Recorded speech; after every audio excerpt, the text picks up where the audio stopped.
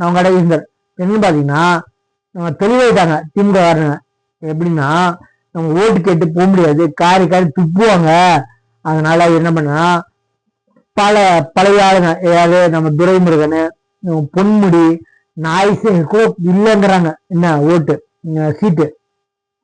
அதனால இவங்க தெளிவா என்ன பண்ணிட்டாங்க, துரைமுருகன் செஞ்சாரு, இந்த ஒரே வாட்டி கொடுங்க எனக்கு சீட்டுன்னு.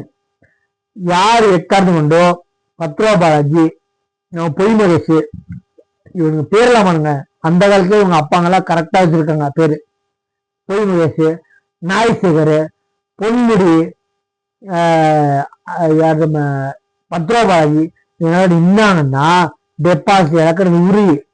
எக்காரணம் கொண்டு பக்கா ஒரு இனிய எழுதிச்சுக்கோங்க. என்ன கூட வேண்டாம், கைவிட்டு இருந்தா அந்த அளவுக்கு கூட ஓட்டு வாங்குறது ரொம்ப ரொம்ப கஷ்டம் என்ன. அதே மாதிரி சட்டமன்ற தேர்தலில் முன்னாள் அமைச்சர் பொன்முடி போட்டியிடலையா, ரொம்ப பெருமை.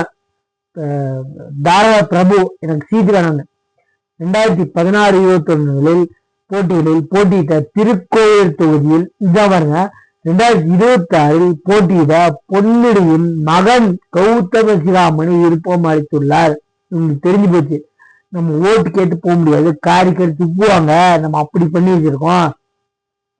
எலவேட்டர்களை காட்டி நம்ம நினைச்சதை சாதிக்கலாம், நம்ம பண வேட்டையை ஸ்டார்ட் பண்ணலாம் அப்படின்ற மாதிரி இந்த வாட்டி எக்காரணம் கொண்டு கிட்னி திருடலையா, கிட்னி முறைகேடா, வெக்க வேண்டுமா, ஓடி போயிருந்தா காரி யாரு இருந்தாலும் உங்க மகனாக சரி, உங்க வாரிசுக்காகட்டும் சரி, யாரு இருந்தாலும் காரி துப்புறது கன்ஃபார்ம் என்ன.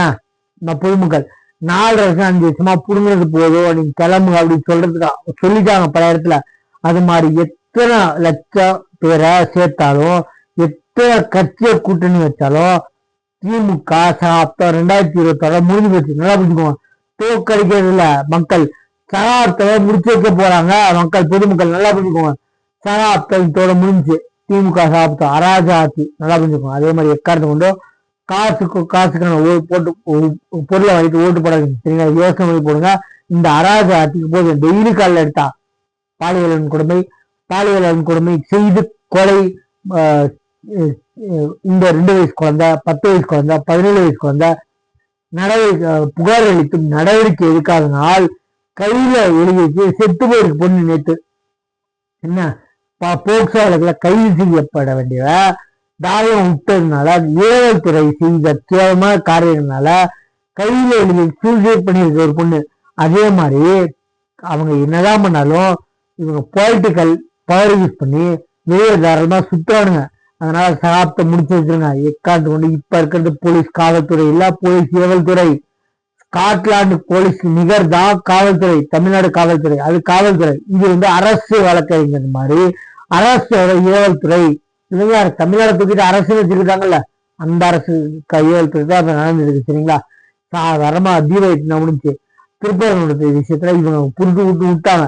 எக்காரணம் கொண்டும் சிறுபான்மை ஓட்டும் இந்த மாதிரி 1% ஓட்டு கூட விழுகாது என்ன.